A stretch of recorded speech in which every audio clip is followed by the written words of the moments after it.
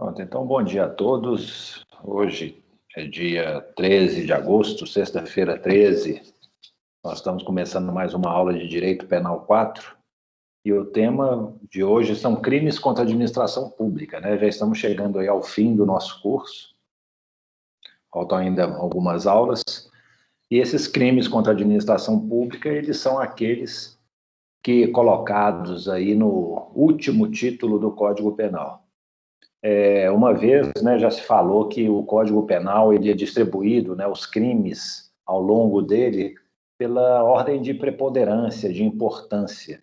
Tanto é que eles falavam, no regime lá ditatorial italiano, Mussolini, os crimes contra o Estado, a defesa do Estado eram colocados no primeiro capítulo. Nós escolhemos aqui privilegiar a vida, né? Os crimes contra a vida, contra a pessoa, são os primeiros da parte especial. E, infelizmente, se colocou aí a administração pública como o último lugar. Talvez pela nossa percepção, né, do que seja aí a administração pública, talvez não tão valorizada. Eu acho que nós temos um problema muito sério na gestão da coisa pública. Em alguns países, né, aquilo que é público é de todos. Então, se é de todos, ninguém pode se apropriar deles, tem que ser bem utilizado pela coletividade, né, no benefício dela. Talvez aqui no Brasil a percepção que se tem é que a coisa pública não é de ninguém, não tem um dono. E como não tem dono, sempre tem um espertalhão que vai lá e dela se apropria. Mas, tirando isso, o que nós vamos falar sobre crimes contra a administração pública diz respeito assim, a vários aspectos da administração, no aspecto assim, da probidade administrativa, na proteção do patrimônio da administração, né? na correição que deve existir na prestação do serviço público. Então, são várias parcelas, né, facetas da administração pública que são tuteladas. Eu queria começar, né, e quando a gente também fala em administração pública, pessoal, nós vamos ter assim, não sei se vocês já tiveram direito administrativo, já passaram por essa disciplina ou ainda não? Ainda não. Então, assim, no direito administrativo, vocês vão ver que tem, tipo assim, uma administração em estrito senso, né, mais restrita, que seria aquela levada pelo Poder Executivo, a administração pública, né, que se encarrega de gerir o Estado, as coisas públicas, o governo, né? Mas temos uma administração pública num sentido mais amplo, que é realmente assim, o serviço público em todas as esferas de poder, no Poder Judiciário, Legislativo e no Executivo. O que nós vamos tratar aqui de administração pública, nós veremos mais adiante, é esse conceito mais amplo, né, de tutela do bem jurídico que se refere a todos os poderes. E nós também veremos que os conceitos empregados no direito penal, embora um pouco assim desatualizados, eles são muito mais amplos, né, do que o que se aplica no direito administrativo. Talvez numa tendência de, né, apesar de se colocar como o último bem jurídico do Código Penal, tentar ampliar, né, a sua esfera de proteção, né, estendendo a diversas atividades relacionadas às funções do Estado.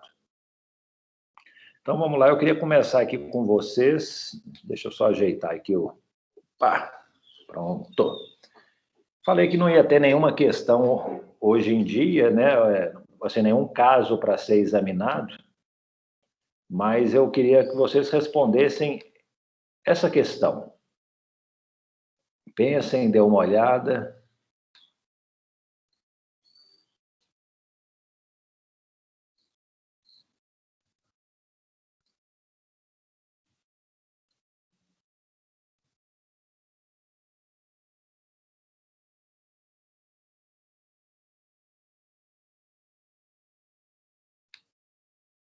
Em resumo, né, o Joãozinho trabalha no Banco do Brasil, o Juquinha no Bradesco, eles conhecem as rotinas das instituições, resolvem, então, subtrair recursos lá desses bancos.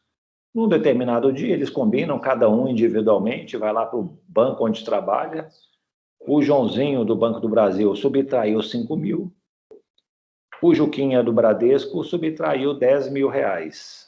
Eu acho que não precisa nem perguntar se isso foi crime, né? Houve a prática de um crime. Mas a pergunta é, quem que praticou o crime mais grave?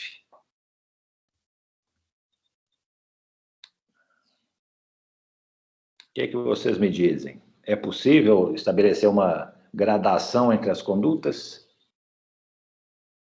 Eu acho que deve ser o Joãozinho, porque seria um órgão meio que relacionado ao Estado, né? E o Bradesco é apenas privado. Privado. Bom argumento, Bruno. O fato de um ter levado 5 mil, o outro ter levado 10 mil, isso tem relevância? As consequências do crime?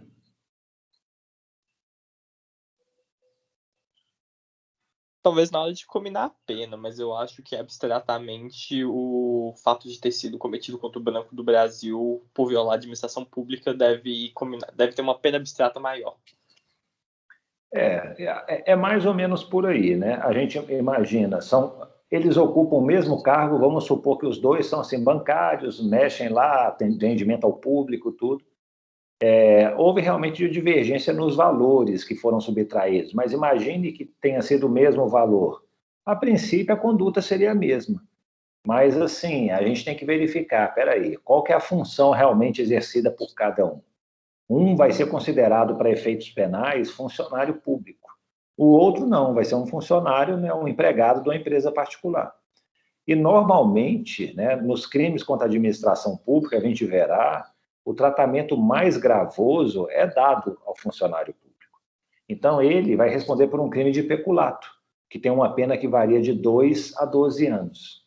Já o empregado, né, da empresa particular, privada, ele responde por um crime de furto, uma pena que vai de 1 a 4 anos. Então, assim, tem um tratamento mais gravoso em relação a eles.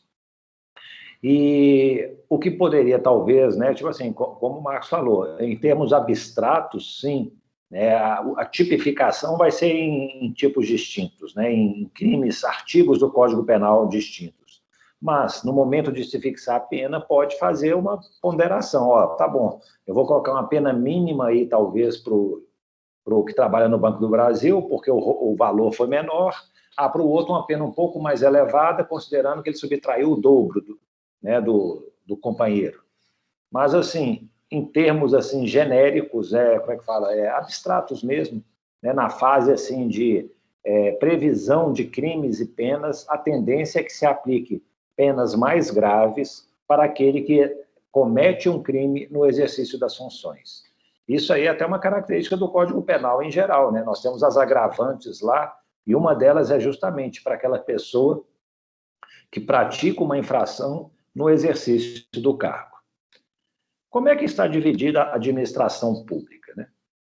O título 11, que trata dos crimes contra a administração pública, ele, assim, originalmente, ele tinha três capítulos. Hoje, agora são 6 capítulos. Peraí, não... Né? Então, assim, ele, ao longo do tempo, foi sendo inflado. E aí, como é que a gente trata de cada um desses capítulos? O primeiro desses capítulos do Código Penal original foi dos crimes praticados por funcionário público contra a administração em geral. São os crimes do artigo 312 a 326. O peculato é o primeiro deles, né? É o artigo 312. O peculato, ele apresenta várias formas. Então, assim, ele pode ser quando o funcionário público ele furta um bem da administração, quando ele se apropria indevidamente de um bem da administração.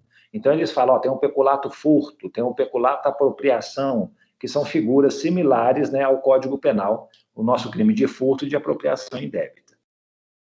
Pergunto para vocês, será que nesse capítulo 1 só funcionário público pode cometer o crime? Ou um particular também pode, embora o título seja, né, crimes praticados por funcionário público? O que vocês me dizem?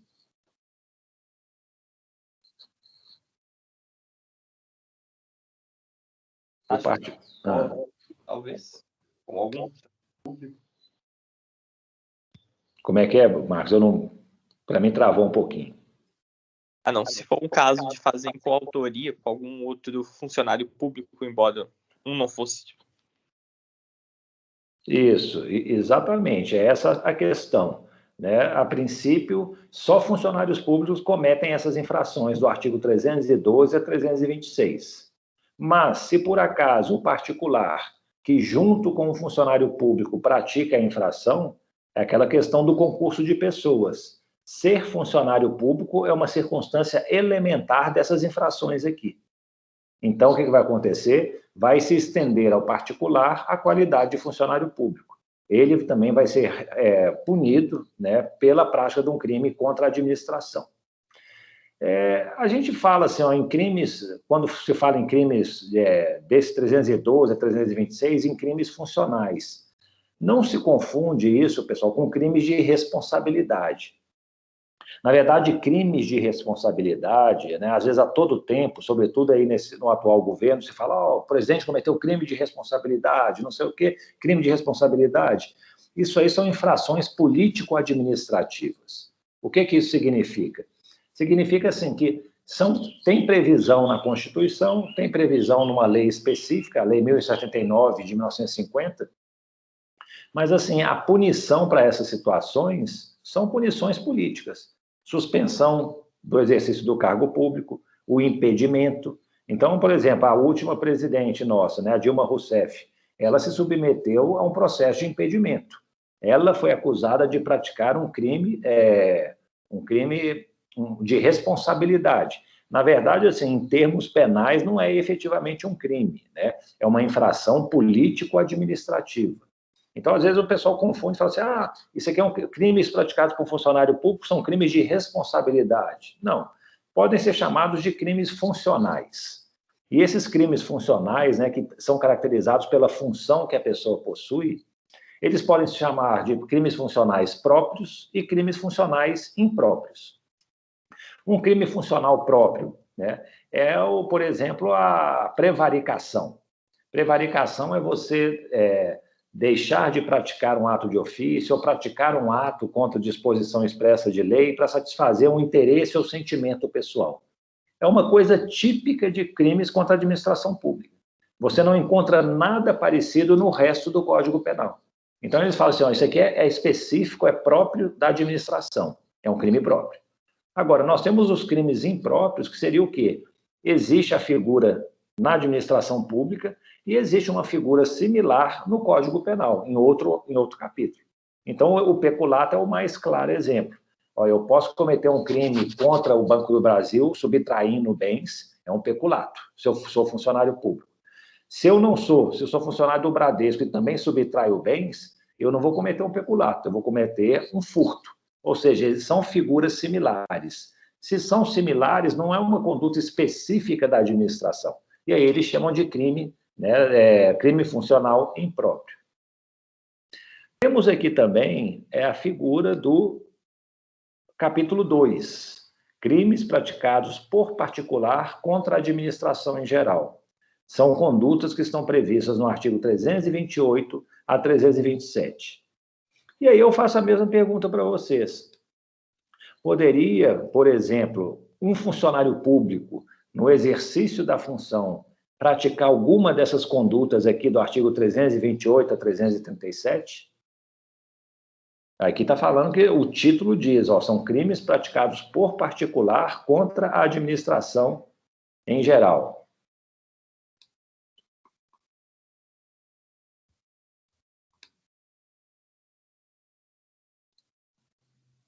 O que vocês me dizem?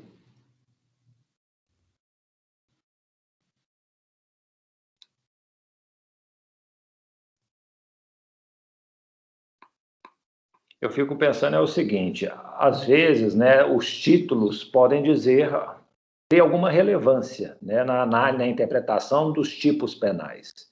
Eu acho que quando eu falei em columidade pública, eu não sei se eu mencionei um caso, tinha um professor aí muito famoso, antigo da faculdade, o Lídio Machado Bandeira de Melo. Ele falava o seguinte, crimes contra a administração pública, o incêndio. Imagine, você tem uma cabana no meio do mato, sem nenhuma pessoa habitando o local, tudo, alguém vai e coloca fogo nessa cabana, na casa. Ela se ajusta ao tipo penal. Está lá provocar incêndio, casas, tudo, são né, objetos materiais desse crime. Mas ele fala, isso realmente consiste na prática do delito? Porque é um crime contra a incolumidade pública, esse que é o título. E quem que foi lesado ou teria o risco de lesão, né, que sofreu alguma ameaça de lesão pela conduta? A casa desabitada, não morava ninguém por perto. Então ele fala, não, a conduta seria atípica, porque o tipo penal, o título do tipo penal do capítulo, ele exige, né, que haja uma ofensa à incolumidade pública, e nada se demonstrou quanto a isso. Daria para ter essa mesma perspectiva em relação aos crimes contra a administração pública, né? Ou seja, é um crime praticado por particular contra a administração. Poderia um funcionário público cometer uma dessas infrações? Igual, por exemplo, nós temos aqui um crime de... Aí são vários: resistência, desobediência, desacato, corrupção ativa, tráfico de influência, tudo praticado por particular contra a administração, contrabando.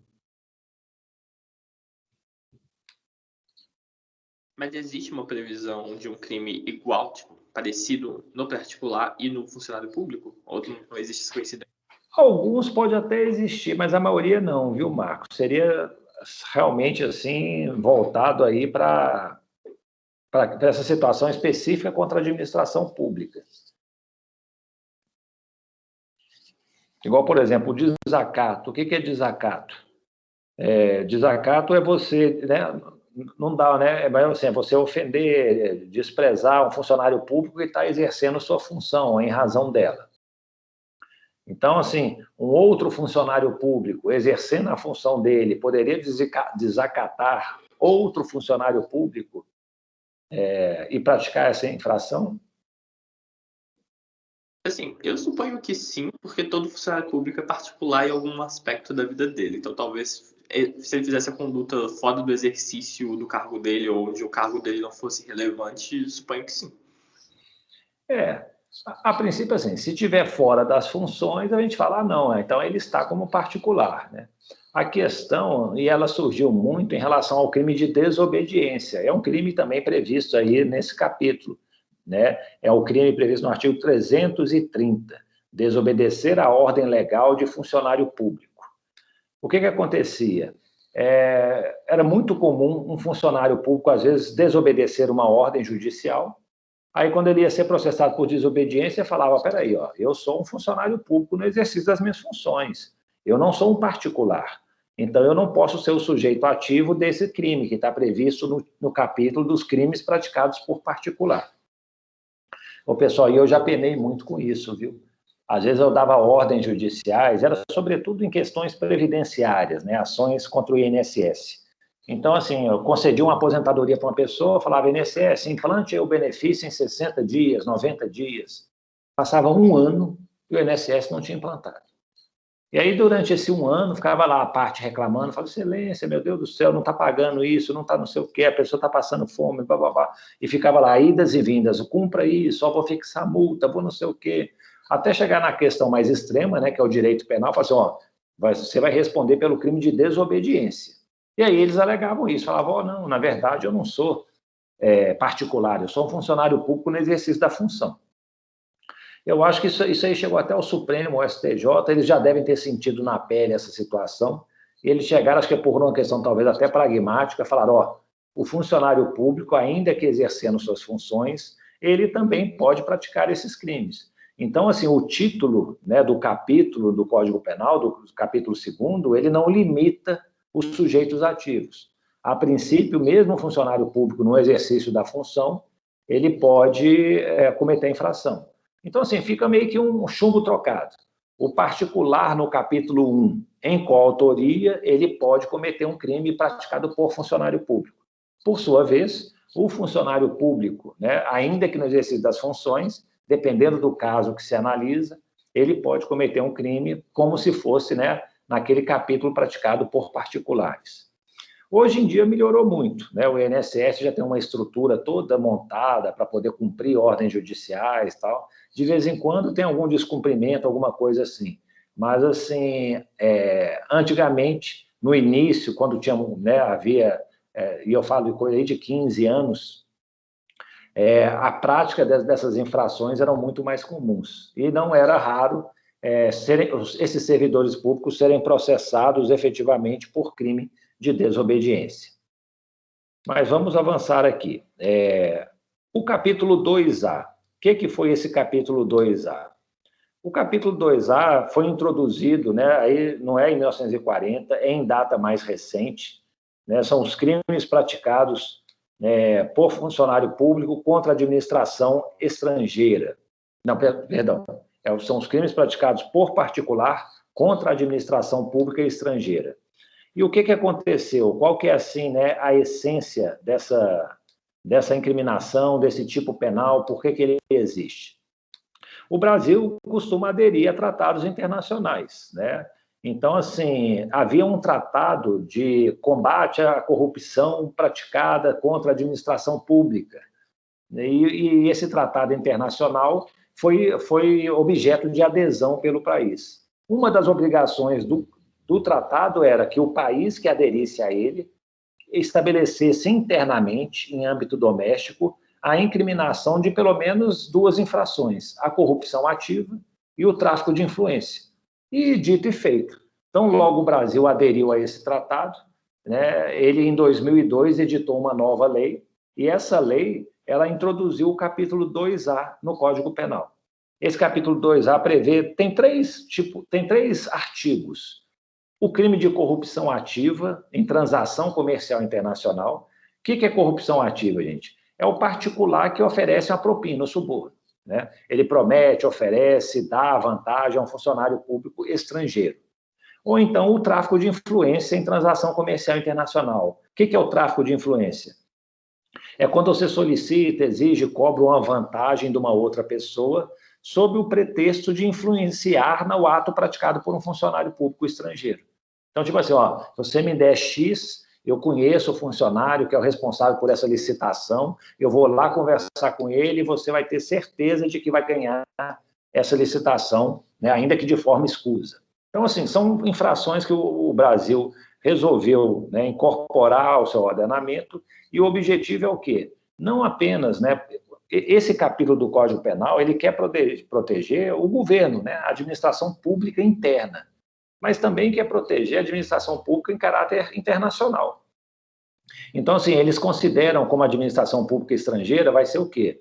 São os órgãos internacionais, como a ONU, né, o FMI, Banco Mundial, a OMS, são os governos de outros países, né, são as embaixadas, consulados, e são também empresas, ainda que sejam privadas, públicas, mas que tenham o controle, né, ainda que parcial, dos governos estrangeiros.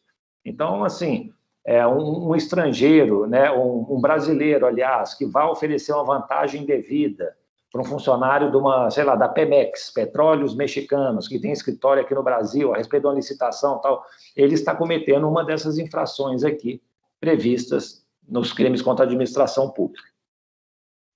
Como eu disse originalmente, né, os crimes eram apenas divididos em 3 capítulos. Agora são 6, ou seja, dobrou. E a mais recente aquisição foi esse capítulo 2, segundo B. São os crimes, né, praticados em licitações e contratos administrativos. A gente dá para ver as emendas aí quando começa a utilizar a sopa de letrinhas, né? É um único artigo, 337, mas aí fica 337E, F, G e tal, vai até a letra P. O que aconteceu efetivamente? Em abril de 2021, foi editada a Lei 14.133. Essa lei, é a nova lei de licitações e contratos administrativos. Nós tínhamos uma lei de quase, 30 anos, era a Lei 8.666 de 93. Essa lei estava um pouco desatualizada, ela foi revogada, ela trazia os crimes contra as licitações, né? O que é uma licitação, né, pessoal? Só para antecipar aqui, acho que todos sabem, mas assim, é a forma de contratação de serviços e de produtos feita pela administração pública. A administração não pode, aqui no Brasil, simplesmente comprar um produto. Ela tem que chegar e indicar, né, lançar um edital falando que tem intenção de comprar o produto X e pede que as pessoas ofereçam os melhores preços. Isso nem sempre acontece, infelizmente. Muitas vezes a administração poderia ir diretamente no mercado e comprar por um preço muito mais barato, mas acaba que tem que seguir todo esse procedimento burocrático para evitar, né, favorecimentos, irregularidades. No fundo, essas licitações, se você quiser fraudá-las, infelizmente, não é tão difícil. Mas, assim, é a forma como o poder público adquire produtos e serviços. Então, assim, os crimes previstos nessa lei que foi revogada, eles foram quase que repetidos, né? Houve uma pequena ou outra modificação, nós devemos falar sobre eles mais adiante, com detalhes, mas, assim, eles saíram da lei específica para ser incluídos no Código Penal. Então, foi criado esse capítulo específico no Código Penal para tratar de crimes relacionados a licitações e contratos. Realmente é uma parte da administração muito importante, né? É aquela parte da administração onde ela desembolsa muitos recursos para poder fazer, né, a aquisição. E assim, pessoal, a mesma regra que vale aqui também vale para a iniciativa privada. Assim, aliás, esses crimes não se aplicam para a iniciativa privada. O que eu quero provar é o seguinte: aqui no Brasil, assim como tem fraudes e crimes, né, na seleção de fornecedores de produtos, a iniciativa privada, infelizmente, também passa por isso, né? Uma grande empresa como a Vale, provavelmente, eu acho que quando ela tem que adquirir caminhões, não sei o que e tal, deve ter situações muito, assim, estranhas de propostas, pagamento. Vai ter alguém lá na Vale que é o responsável por essa aquisição, né? Deve ser uma pessoa muito assediada, se não for uma pessoa correta, ela mesma toma iniciativa para apoiar. Ou seja, onde há dinheiro, né, seja público ou privado, a chance da prática de crimes existe. Mas aqui, especificamente, esses crimes dizem respeito apenas à administração pública. Outra infração diz respeito aos crimes contra a administração da justiça, gente. Então, é o seguinte: a administração pública envolve o quê? Executivo, legislativo, judiciário. E esse capítulo 3º, ele é próprio do judiciário. Não, aliás, não é do judiciário, porque envolve polícia, envolve justiça e envolve também execução penal. Ou seja, ele é típico do sistema de justiça brasileiro. São aí mais de 20 crimes, né, do artigo 338 ao 359. E nesse capítulo a gente vai encontrar diversas infrações. Por exemplo, um crime de falso testemunho. O que é o falso testemunho? Alguém vai lá perante um juiz e mente a respeito da prática de um crime, né? Fala para proteger um réu, tal. Isso é falso testemunho. E é um crime contra a administração da justiça. E nós temos inúmeros exemplos. A denunciação caluniosa. Alguém noticia que foi praticado um crime, né, falsamente por uma terceira pessoa, e aí vai ser instaurado um inquérito policial, um processo judicial, uma investigação, e aí depois se apura que isso aí foi uma acusação fraudulenta, é uma denunciação caluniosa. Isso aí afeta o quê? Afeta a polícia. A polícia está investigando coisas que não tem nada a ver, né, que são falsas. O falso testemunho pode afetar a polícia, se for o depoimento prestado, né, perante um delegado, ou pode prejudicar a justiça, se for um procedimento, um testemunho judicial. Nós temos também os crimes de motim de presos, né, quando os presos se amotinam, perturbando a ordem lá na prisão. Isso é um crime o quê? Contra a execução penal. Então, assim, o sistema de justiça, nas suas várias fases, ele é afetado por esse tipo de infração. E, por fim, nós vamos ter aqui os crimes praticados contra as finanças públicas. Também é aquela sopa de letrinhas. Foi introduzido mais recentemente, no início da década de 2000, e os crimes são do 359A ao 359H. Esses crimes, pessoal, eles dizem respeito ao quê? Vocês já devem ter ouvido falar na Lei de Responsabilidade Fiscal. Essa Lei de Responsabilidade Fiscal, eu lembro que ela foi assim elaborada no governo do Fernando Henrique Cardoso. E ele, assim, antes disso, a administração pública era uma bagunça. Eu acho assim, hoje em dia continua um pouco bagunçado, mas antes era uma coisa indecente. Por exemplo, um prefeito, ele queria comprar alguma coisa, ele ia lá, comprava e pronto. Se ia ter dinheiro para pagar, problema dele, se estava incluído no orçamento, o problema da população, se ia realmente o valor que ia pagar, pouco importava. Aí começaram a estabelecer regras na Lei de Responsabilidade Fiscal.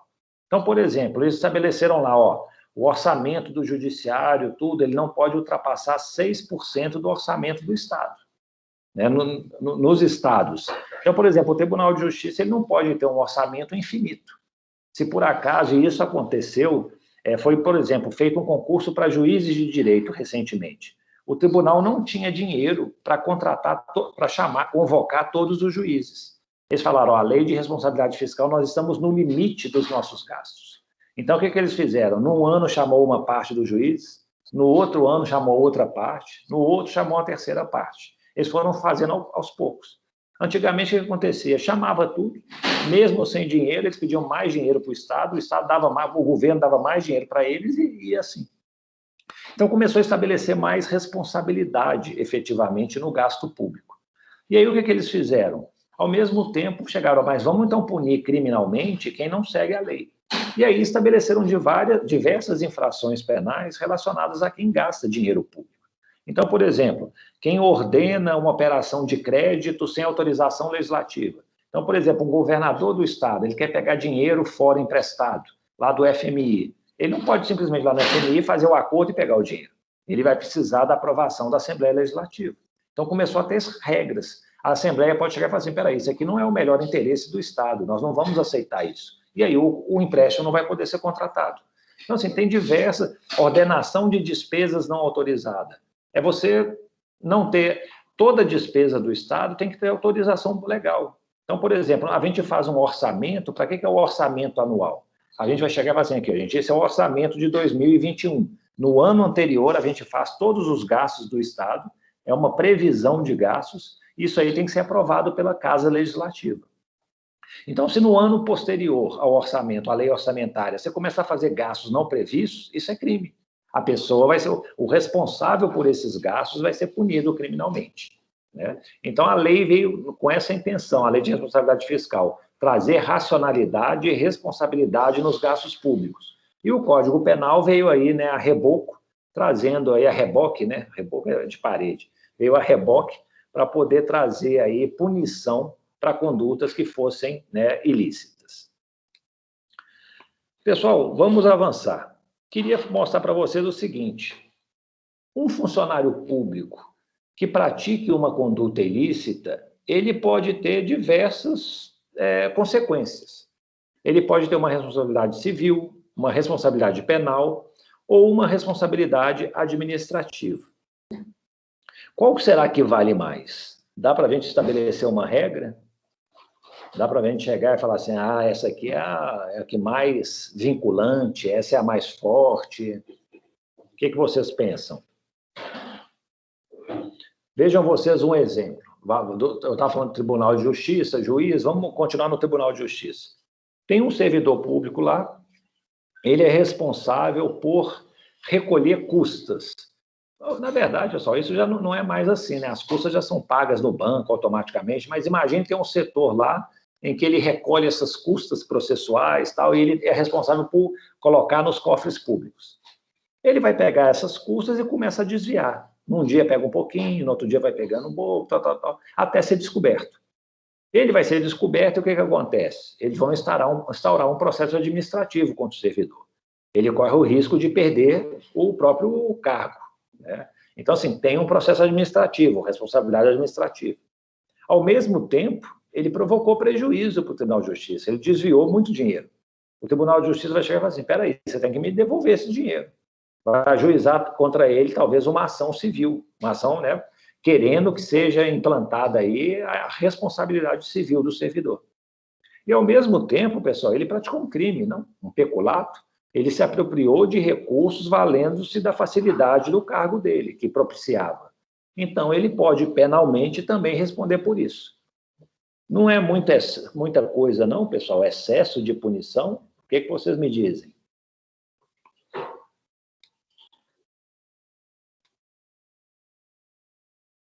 Três em um?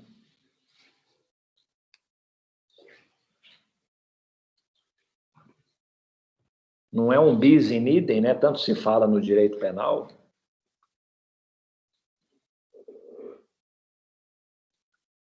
Em questão do civil, professor, eu não vejo como uma punição em si, é só uma restituição, sabe? Eu não vejo que o cara está sendo punido por isso. Ele só tá tendo que pagar pelo que ele gastou a mais, né? João, você tocou num ponto muito importante mesmo. A responsabilidade civil, pessoal, né, utilizando uma expressão latina, é tipo assim, é voltar ao status quo. Está querendo simplesmente assim, ó, vamos tentar restaurar a situação anterior. O tribunal tinha um patrimônio de 1.000, ele foi subtraído 100, vamos tentar voltar ao patrimônio de 1.000. Então, realmente, João tem razão. Ó, ele está tentando simplesmente, né, não é uma punição. Se bem que, né, João Pedro, hoje em dia, eles falam muito lá nos danos punitivos, né? Isso aí vem lá dos Estados Unidos, o punitive damages, que é tipo assim, às vezes você coloca uma fixação, indenização por dano moral, um dos objetivos, inclusive, é tão elevado o dano fixado, a indenização, que é para punir quem cometeu o ato ilícito. Mas, em regra, aqui no país, realmente, a responsabilidade civil é só para reparar, né? E não para punir o dano gerado. Mas, de qualquer maneira, sobra, né? A responsabilidade administrativa e a penal. Não é um bis in idem, duas punições? Ai, ô, professor, tá dando para me ouvir? Sim. Ah, tá. Não, eu penso que a administrativa tem que ter mesmo, assim, para ele perder o cargo, por exemplo, ou ser suspenso. Eu não sei como são as sanções, mas eu acho importante. Aí eu penso mais na questão do penal, porque assim, ele já está tendo que reparar o dano, né? Tendo que indenizar o que ele fez. Ele já está sofrendo as sanções administrativas em relação à profissão dele. Aí eu não sei se precisaria dele também sofrer uma pena de restrição de liberdade ou de multa, sabe? Vitória. Então, assim, às vezes o pessoal fala, ó, é muito, e por isso que eles utilizam, falam assim, ó, não, o direito penal como última ratio, né? Ou seja, se os outros ramos resolveram o problema, não precisa recorrer ao direito penal. Mas isso também é tão pouco, às vezes, sabe, assim, sou um pouco abstrato. Eu vejo muito isso no trabalho escravo. Ele chega no trabalho escravo e fala o seguinte, ó, aqui, não, essa questão já foi resolvida no âmbito trabalhista, o empregador já pagou os salários, as verbas, pagou dano moral, então o direito penal como última ratio não precisa intervir. Mas eu falo, gente, mas o crime de trabalho escravo é um crime, assim, relativamente grave, né? A punição é de 2 a 8 anos, né?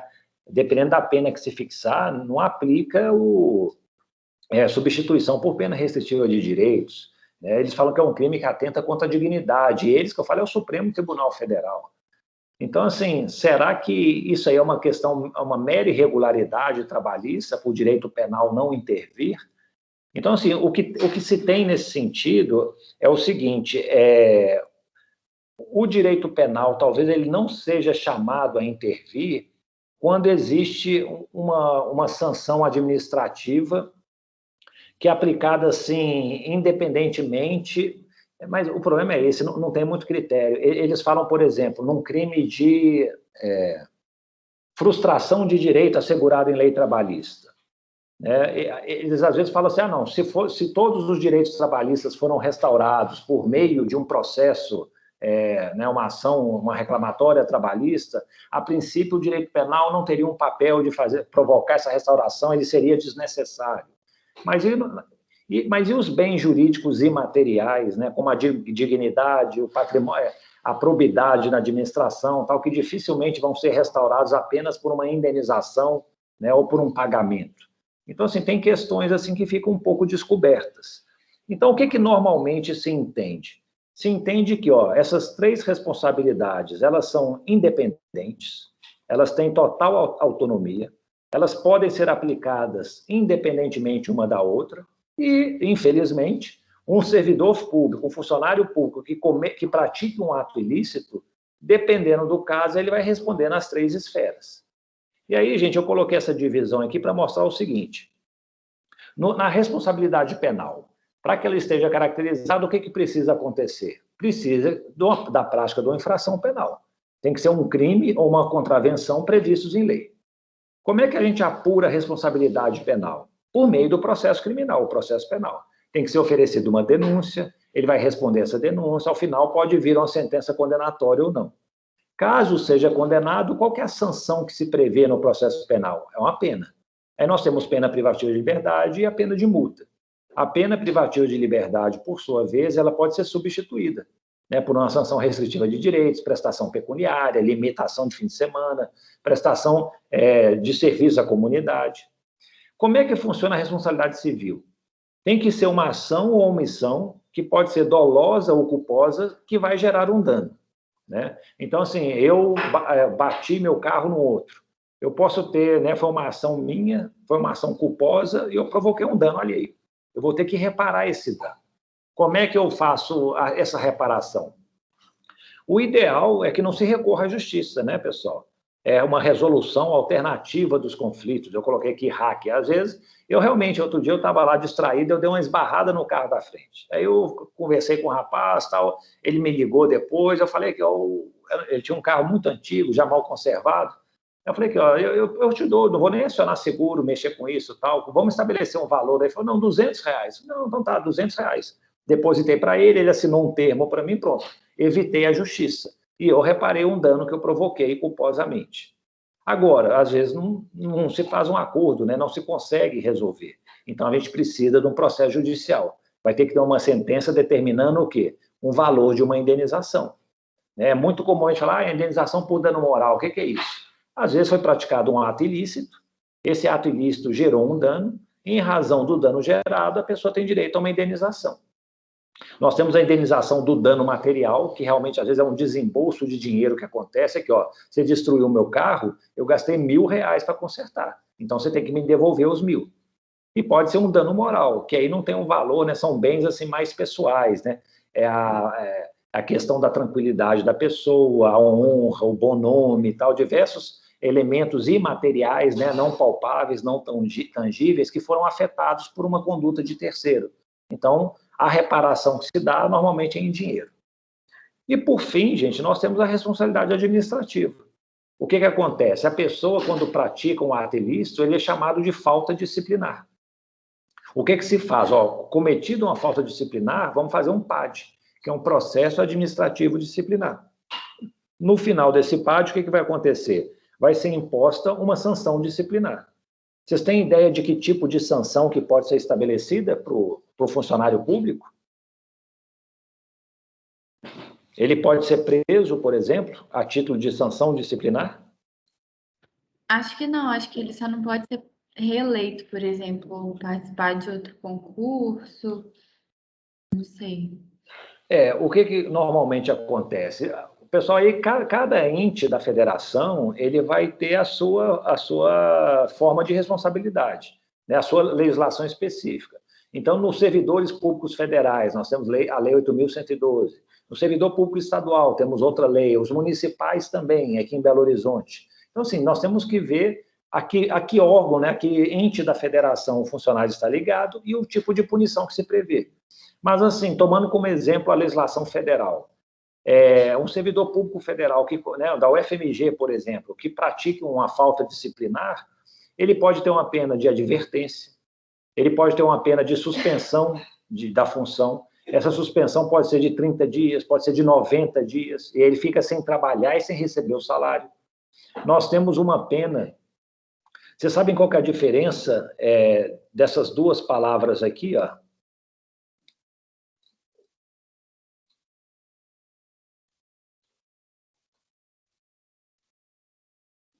O que vocês me dizem?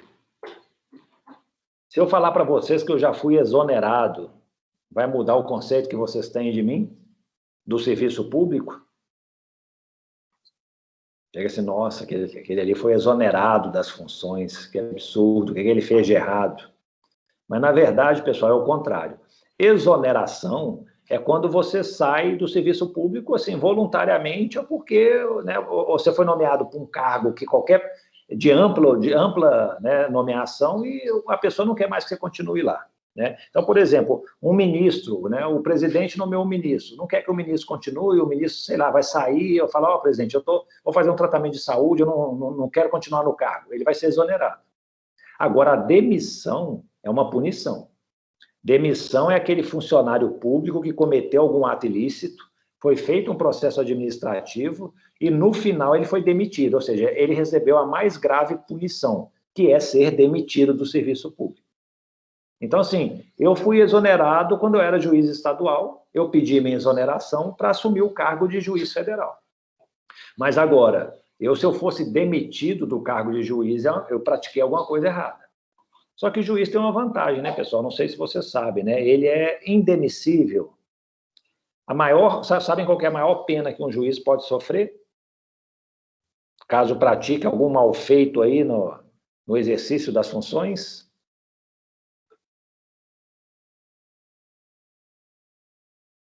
Aposentadoria compulsória? Exatamente, aposentadoria compulsória, ou seja, né, para de trabalhar ganhando salário. Isso aí é um prêmio, né? Se a gente for pensar. Fazia sentido, pessoal, quando foi criado lá o Estatuto da Magistratura, na década de 70. O regime militar, imagina, um juiz decidiu uma causa lá contra o interesse dos militares. O militar podia chegar lá, o governo, né, a junta militar, não sei, chegar e falar assim, ó, vamos remover esse juiz, vamos tirar ele do cargo, vamos dar um jeito de dar uma sanção para ele. Aí o que eles estabeleceram em lei? Não, ó, um juiz ele pode até ser removido do cargo, né, ser aposentado obrigatoriamente, tudo, mas ele vai ter que receber o salário. Vai ser uma garantia que o juiz vai ter para poder decidir contra os interesses do regime militar. Então, assim, tinha uma explicação histórica. Hoje em dia, perdeu todo o sentido. Então, assim, a gente vê situações horrorosas. Um juiz cometeu um crime, ele é afastado do cargo, continua ganhando, às vezes, o salário integral, e pronto, ele está aposentado. E aí ele pode agora começar a advogar, pode fazer outras coisas, ficar vendo Netflix, cuidando da vida dele. Houve um caso aqui em Belo Horizonte, na Justiça Federal, que foi assim, chocante. O juiz foi afastado, ele passou a receber aposentadoria compulsória no valor integral, né? Ele já tinha mais tempo também de serviço, mas o que acontece? A aposentadoria dele era corrigida pelos índices do INSS. O salário do juiz ele não estava tendo essa mesma correção. Com o passar dos anos, o juiz aposentado estava ganhando muito mais do que o juiz da ativa, porque a correção que eles recebiam ano a ano, ele recebia uma correção do salário ano a ano. Então, assim, é o típico exemplo de que o crime compensa, né? Então, assim, ainda temos essa aposentadoria compulsória. E é um tratamento discriminatório, se a gente for pensar, porque o servidor público, caso ele cometa algum crime, ele não tem aposentadoria compulsória, não. Ele vai ser demitido. E aí, se ele, por acaso, recolheu contribuições para a Previdência durante muitos anos, tal, ele, de certa maneira, vai perder. Ele não vai ter direito a se aposentar posteriormente. Ele vai perder tudo aquilo que ele contribuiu ao longo dos anos. Então, assim, nós não temos uma pena de prisão para aquele que pratica uma infração administrativa. A pena de prisão pode acontecer, sim, se por acaso, em decorrência da infração administrativa, ela também foi considerada um crime e ele foi processado criminalmente. Aí sim. E aí, pessoal, no caso do juiz, se por acaso ele for processado criminalmente, aí ele pode até perder a aposentadoria, né? A condenação por uma infração penal pode levar à perda da aposentadoria do juiz, mas um processo administrativo não tem essa força. E sabe como é que as coisas funcionam, ou deveriam funcionar, pessoal? É o seguinte, o funcionário do Tribunal de Justiça que desviou lá o dinheiro de custas, a primeira coisa que deveria acontecer era instaurar um processo administrativo. Chegou ao conhecimento da administração de que houve uma irregularidade, vamos instaurar o processo. Investiga, pronto, ele foi punido. Provavelmente a punição dele vai ser demissão. Eu acho assim, um funcionário que desvia recursos tem que ser uma pena, ele não tem condição de continuar no serviço público. Eu tive um caso desse criminal na Justiça Federal, era um rapaz que ele trabalhava na fazenda pública, na fazenda da União, Fazenda Nacional. Então, assim, ele recolhia tributos para a União. O que ele fazia? Chegava lá um devedor de tributos, fala que, ó, eu estou precisando tirar uma certidão negativa, mas tem o débito aqui em aberto. Como é que eu faço? Ele falou, não, aqui, ó, você pode me pagar, 5 mil débito, me paga 3 mil que eu resolvo aqui para você. A pessoa chegava assim, às vezes a pessoa era até enganada, achava que era pagar o dinheiro para ele, eu não sei se ele dava um recibo escrito, alguma coisa. Hoje, gente, é tudo eletrônico, é tudo por DARF, né? Você tem que recolher, vai para o cofre da União e tal. Mas, na época, ele começou a adotar esses procedimentos. E aí ele recebia 3 mil reais, ele ia lá no sistema da Fazenda Nacional, baixava o débito, emitia a certidão negativa para a pessoa e embolsava o dinheiro. Ele fez isso centenas, acho que, de vezes. Ele deve ter desviado milhões. E aí o chefe dele, que era um cara totalmente inepto, descobriu isso e aí foi instaurado um processo criminal. Eu me lembro lá na época que o chefe dele era campeão de venda de Herbalife lá na cidade. Então eu falei, gente, ele está mais preocupado em vender Herbalife do que cuidar do serviço público. E aí ele foi julgado lá por mim, eu lembro que eu falei que, eu condenei, realmente está caracterizado aí o peculato, ele está se apropriando de recursos, né, em razão do cargo, e no finalzinho eu decretei a perda do cargo. Eu falei, essa pessoa não tem a mínima condição de continuar no serviço público. Às vezes, pessoal, tem uma ou outra infração, né, no serviço público que é mais branda. Você pode até falar, ele vai ser punido aqui, mas dá para continuar no serviço público, trabalhando. Mas tem umas situações que acho que é incabível. Eu achei que era esse o caso. Então, assim, houve um processo disciplinar contra ele, ele foi, né, vamos voltar para o exemplo do Tribunal de Justiça. O servidor foi afastado do cargo. O que acontece? O Tribunal de Justiça pega o processo disciplinar, manda para o Ministério Público. O Ministério Público vai ver se vai oferecer uma denúncia. Se ele achar que é caso de oferecer uma denúncia, né, e eu acho que era caso sim, ele vai, então, oferecer a denúncia, tem início o processo criminal. No processo criminal, o que vai acontecer? Vai ter o processo, vai se defender, vai ser citado, houve testemunha, tal. O juiz pode condenar ou não. Se o juiz condenar, né, ele pode aí sofrer uma pena, pode também perder o cargo, nós vamos ver aí, e transitou em julgado. Transitando em julgado, o que vai fazer? Pega o título executivo, né, o título, a sentença condenatória, vai na Justiça Civil e fala aqui, eu quero agora que ele me repare o dano provocado. Não vou discutir mais aqui na ação civil se ele cometeu ou não o ato ilícito, se foi doloso ou culposo, se gerou dano. A condenação criminal já definiu isso. Eu só quero estabelecer o valor. Na verdade, ele subtraiu R$1.000 lá e, corrigido monetariamente, dá 1.500. E vai cobrar, então, o valor. Então, assim, em tese, deveria funcionar dessa maneira as responsabilidades. Começa na administrativa, pula para o penal, vai para o civil. Imagine, gente, quanto tempo que às vezes demora um processo administrativo. Sei lá, 2, 3 anos. Aí vai para a esfera criminal. Quanto tempo vai demorar uma sentença condenatória transitada em julgado? 10, 15 anos. Então depois que transitou em julgado, vai para a área civil. Quanto tempo que vai demorar a execução, né, de uma sentença na área civil para achar bens da pessoa para poder cobrar, sei lá, mais quantos anos? No final, essa sucessão de atos aí, de processos, leva décadas, né, infelizmente. Eu falo assim, né, às vezes vai mais rápido, né, mas assim, a celeridade não é uma característica do nosso judiciário. É possível começar tudo ao mesmo tempo? É possível. Se não quiser esperar, aqui, instaura no processo administrativo, já oferece uma denúncia e já ajuiza uma ação civil cobrando a reparação. Você pode fazer os 3 simultaneamente. Ele vai ter que contratar lá, vai ter que se defender nas 3 áreas, né? E, assim, a gente tem que evitar o risco de ter decisões contraditórias, né? Imagina, a sentença criminal fala que não houve o crime. Aí, na sentença civil, fala que houve, sim, o ato ilícito que tem que reparar. E aí, lá no administrativo, fala que ele praticou infração administrativa e tem que ser punido, né? A gente tem que ter um jeito de tentar estabelecer formas de não haver contradição. E a lei previu isso.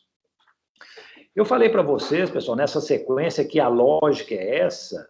E o que acontece? Por exemplo, imagina um processo administrativo disciplinar. Chegou e falou assim, não houve nenhuma conduta irregular aqui. Se concluir isso, não tem nenhum sentido começar uma ação penal, né? Se a infração administrativa, que é a mais branda, não se caracterizou, muito menos vai se caracterizar o crime.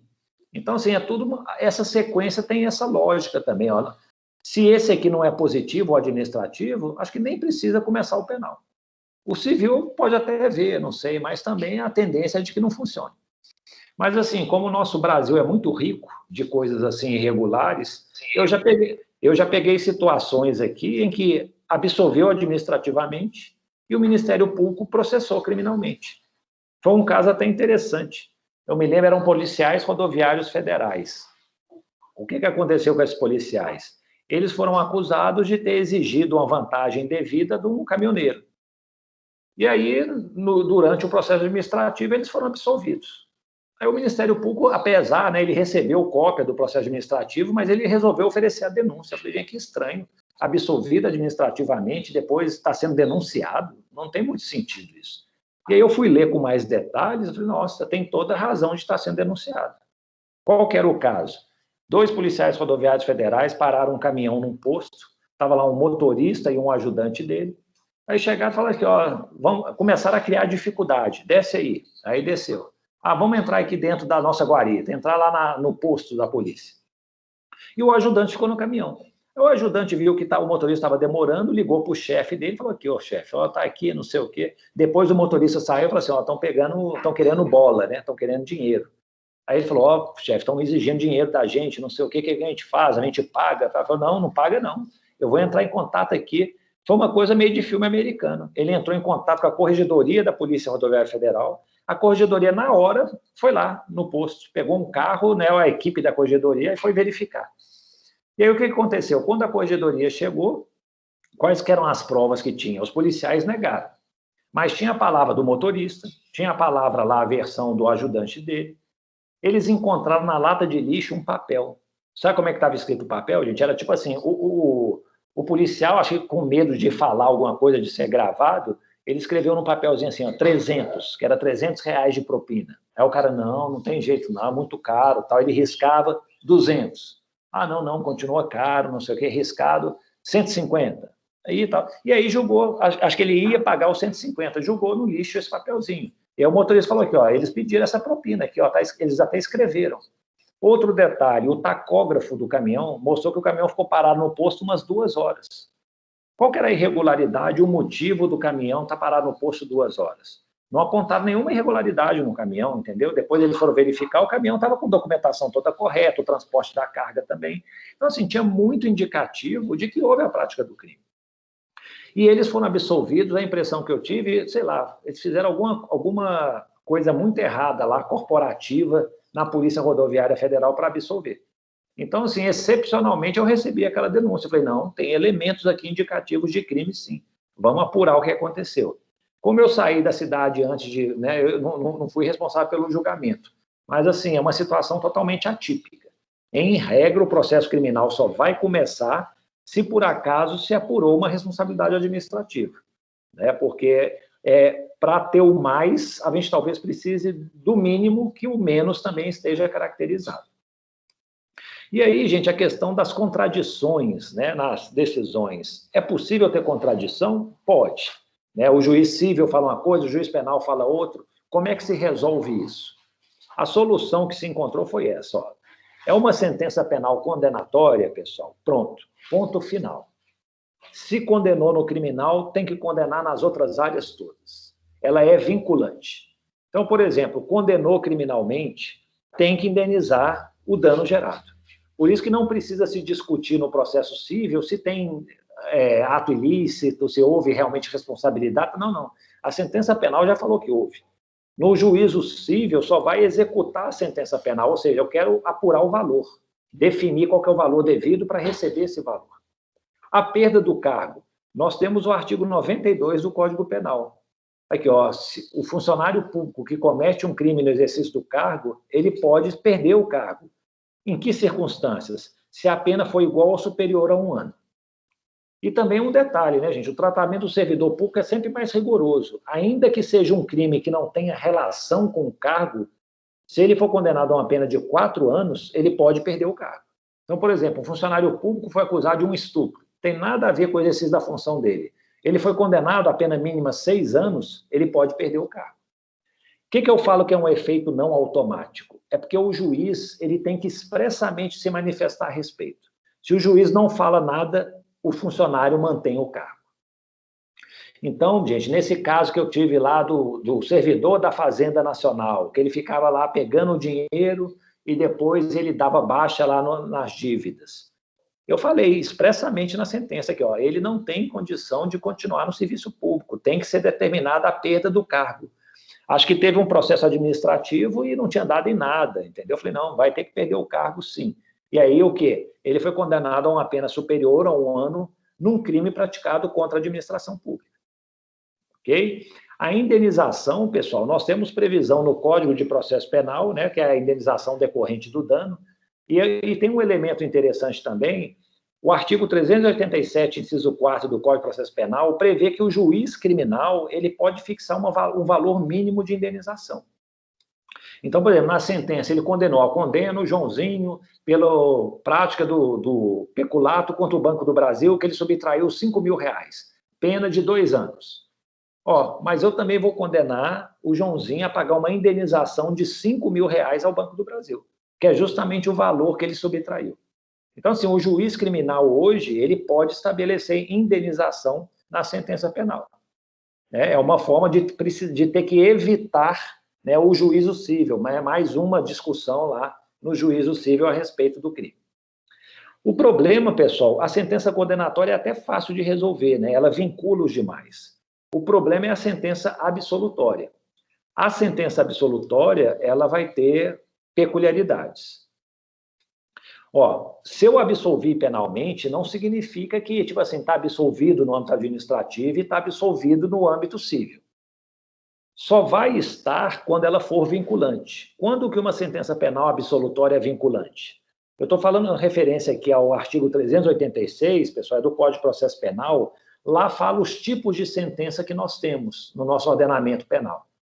Então, assim, se o juiz criminal chega e fala assim, o fato não existiu, né? Ou seja, vocês estão falando que era o caso aí dos irmãos Naves. Eles foram acusados de matar uma pessoa, depois que eles cumpriram pena, um estava lá morto já, né? A vítima reapareceu. Ou seja, peraí, o homicídio não existiu. Então, se o fato não existiu, ela é vinculante. Não pode condenar no civil nem no administrativo. Se também o juiz chega e afirma com certeza que ele não participou do crime, não tem nenhuma participação dele, está provado, ele não vai responder pena administrativa nem civilmente. E se por acaso tiver alguma excludente de ilicitude, ele agiu em legítima defesa, agiu em estado de necessidade, também não paga nenhuma indenização e não responde administrativamente. Agora, se o juiz fala assim, não tem prova do fato, não tem prova que ele participou do crime, a prova é insuficiente e tal, aí não. Ele pode ser condenado civil ou administrativamente. Às vezes a prova não foi suficiente para uma condenação penal, mas pode ser suficiente para uma condenação civil. Pode ser suficiente para uma condenação administrativa. Quando o fato é atípico, às vezes não é crime, mas pode ser uma infração disciplinar. Então, por exemplo, tem o Estatuto do Servidor Público Estadual prevê lá, é uma infração disciplinar, conduta escandalosa na repartição. Isso não é crime. Então, alguém foi denunciado por conduta escandalosa na repartição. A conduta é atípica. Mas ele pode sofrer um processo administrativo porque lá tem uma previsão de que é uma infração disciplinar. Então, a atipicidade pode gerar uma condenação civil ou administrativa. Arquivamento de inquérito. Não conseguimos investigar o fato, mas pode. Extinção da punibilidade também. Ocorreu a prescrição do direito penal. Mas ainda pode cobrar indenização. Não houve a prescrição ainda do processo civil. Morreu, o agente morreu. Não, extingue a punibilidade. Mas os herdeiros vão ter que pagar pelo dano que ele gerou. Entendeu? Deu para captar, pessoal, essas distinções? Alguma dúvida? Se não houver dúvida, continuamos avançando, então. Para finalizar a nossa aula, né, nós já até passamos aqui de 1 hora, queria perguntar para vocês o seguinte: quem não é funcionário público? Conhece essas pessoas aí, Qual desses que não é funcionário público? Hoje acho que nós temos 2, 3, aliás. Vocês conhecem todas essas pessoas? Sabem identificar? A preto e branco, não. Hã? A foto de preto e branco, não. Também não sei essa. O preto e branco é o Carlos Drummond de Andrade. Não sei se vocês sabem, ele era funcionário público, né? Ele trabalhava na repartição, era servidor público e tal, e era, né, escritor, poeta, tudo. Então, assim, a princípio, né, por mais famoso que ele seja, né, no âmbito das letras, ele era funcionário público, ocupava um cargo aqui em Minas Gerais. Presidente da República, né, o então ministro do Meio Ambiente, ele já deixou de ser funcionário público, né, ele foi exonerado, né, mas o presidente é funcionário público. Jurados. Jurados são funcionários públicos. A presidente Dilma, ela perdeu o cargo, né? Assim, ela, né, teve um impedimento, então ela deixou de ser funcionário público. Rodrigo Maia, ele era presidente da Câmara. Ele não é mais presidente, mas continua deputado. Deputado, senador, vereador são funcionários públicos. Ministro do Supremo, juiz, é funcionário público. O Celso de Mello, ele foi aposentado, ele deixou de ser funcionário público, mas, em regra, juízes, ministros, promotores são funcionários públicos. E esse senhor de terno cinza, conhecem ele? Grande Hermes. Porque outro dia eu trouxe essa foto aí, chegou um aluno e falou assim, não sabia quem era. Eu falei, não, gente, é o diretor de nossa faculdade, o Hermes. Então, assim, o Hermes, ele é um advogado, criminalista, muito bom, tal. Como advogado, ele não é funcionário público, mas ele é professor da UFMG, né, atualmente diretor. Então, sendo professor, é funcionário público. Eu sou duplamente funcionário público, né, pessoal? Eu sou juiz e sou também professor da UFMG. Então, né, dupla titularidade constitucionalmente admitida de funções públicas. Mas aí eu pergunto para vocês, né? Qual que é o conceito de funcionário público? Como é que eu consigo identificar? Né? Bruno, o pessoal, a falta de contato da pandemia nos leva a isso, né? A não saber quem que é o diretor da faculdade. Infelizmente é isso também, né? Às vezes eu vejo você só pelas fotos, né? Quando a gente normalizar a situação aí, às vezes nós vamos nos cruzar pelos corredores, falar, professor, fui seu aluno, não estava reconhecendo. Mas me digam, gente, qual que é o conceito de funcionário público? Como é que a gente vai saber quem é funcionário público, quem não é? Isso é trazido pelo artigo 327 do Código Penal. É o que eles chamam de interpretação autêntica. Eles falam assim, quando a própria lei traz o conceito, isso é o conceito mais autêntico e puro que tem. Então, a gente chama de interpretação autêntica. De acordo com o artigo 327 do Código Penal, é funcionário público quem ocupa cargo, emprego ou função, com ou sem remuneração, de maneira temporária ou de maneira permanente. Então, assim, o que é cargo? Cargo, pessoal, é um imposto que é criado por lei, né, que é pago pelos cofres públicos e compõe o sistema, né, de um determinado órgão.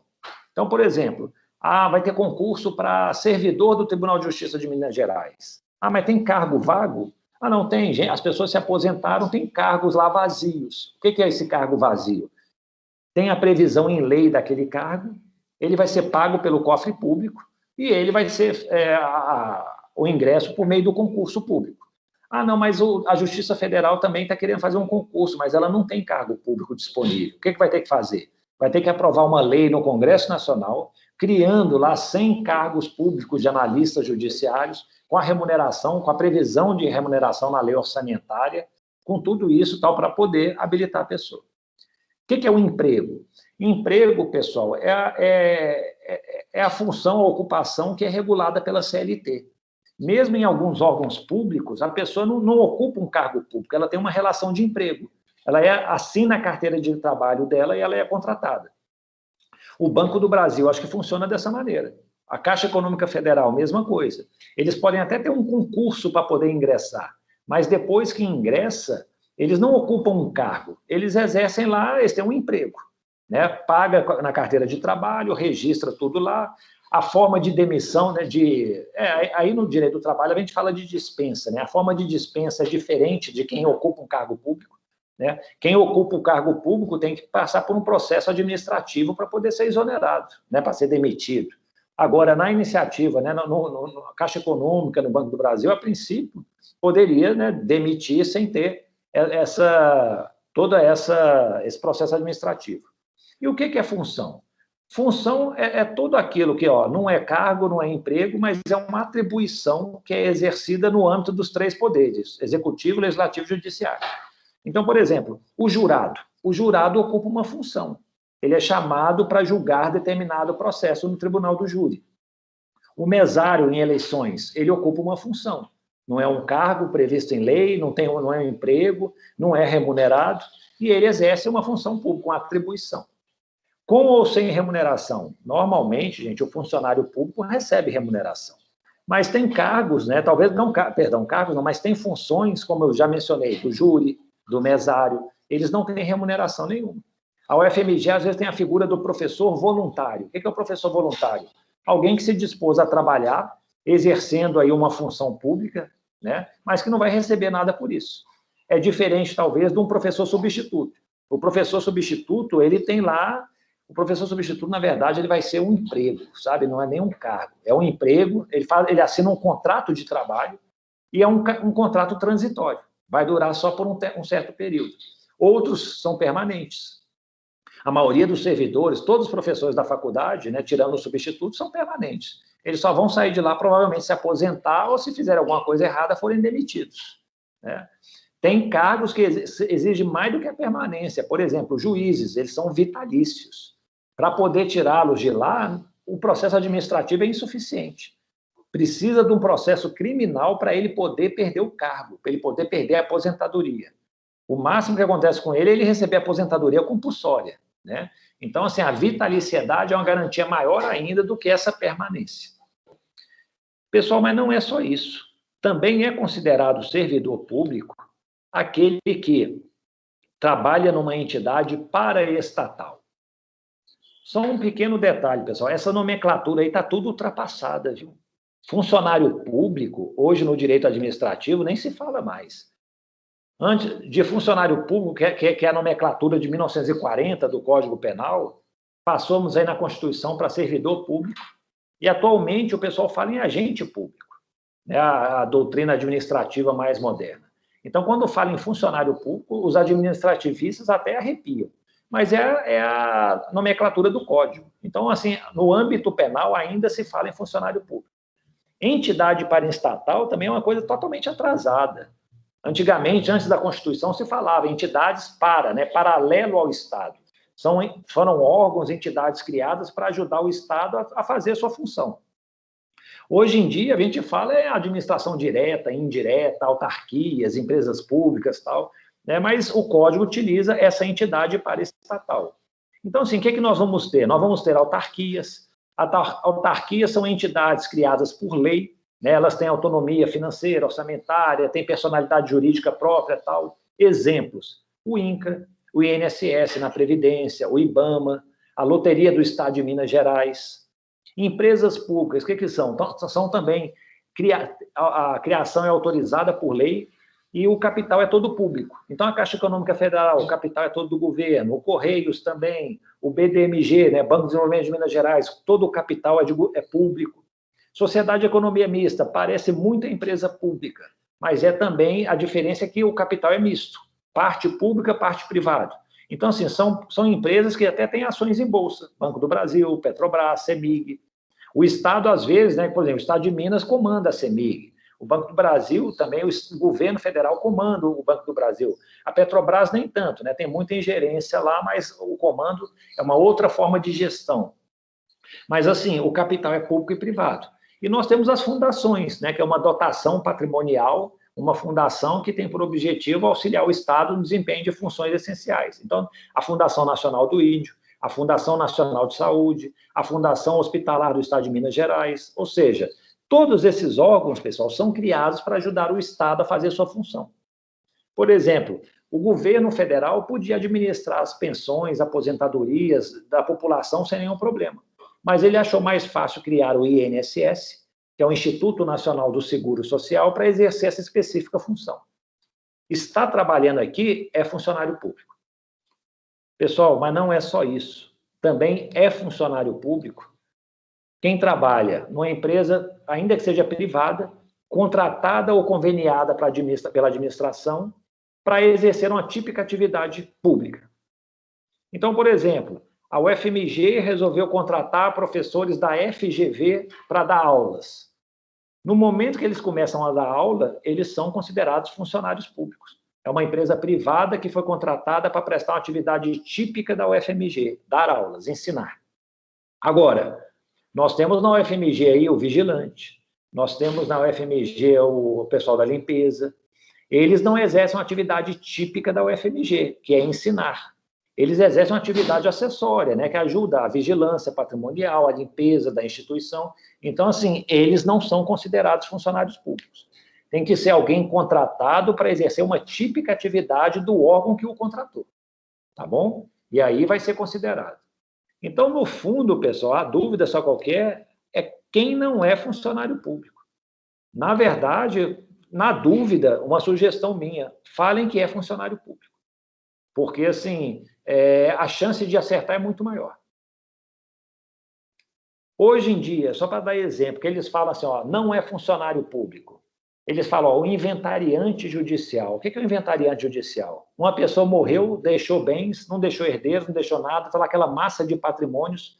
O juiz vai nomear uma pessoa, normalmente um advogado, que vai fazer o inventário. Ele vai arrolar quais que são os bens, quais que são os valores, qual que vai ser o destino que vai ser dado àqueles bens. Eles falam, esse não é funcionário público. Ele até exerce uma atribuição pública importante e tal, mas não é considerado.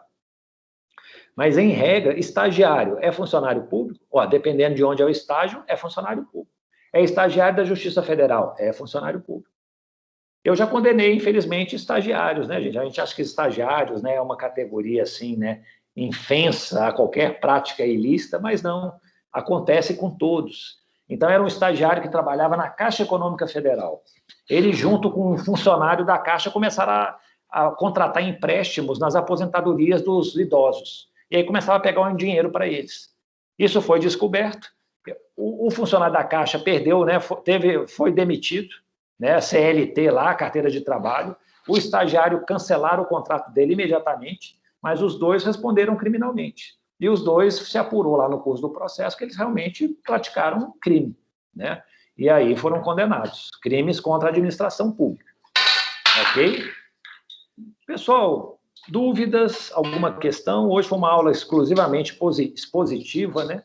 Mas, assim, na próxima semana nós vamos voltar a falar sobre crimes contra a administração pública. Tem um caso, assim, que é um caso meio um pouco pesado, assim, já aviso aí para quem tem mais sensibilidade, de uma policial civil. Eu, ao longo da semana, da próxima semana, eu vou apresentar o vídeo para vocês e nós vamos discutir diversos aspectos de crimes contra a administração pública com base nesse caso, ok? Deixa eu ver, eu tenho que... Pessoal, então, nada mais havendo, agradeço muito a atenção de todos, né? Esses slides não estão no Teams, Bruno, eu vou fazer o upload agora, tá bom? Para ficar disponível para vocês, né? Agradeço muito a atenção e desejo um bom fim de semana. Para você Tchau, também. professor. Obrigada. Obrigado, professor. Tchau, tchau. Até logo, gente. Obrigada.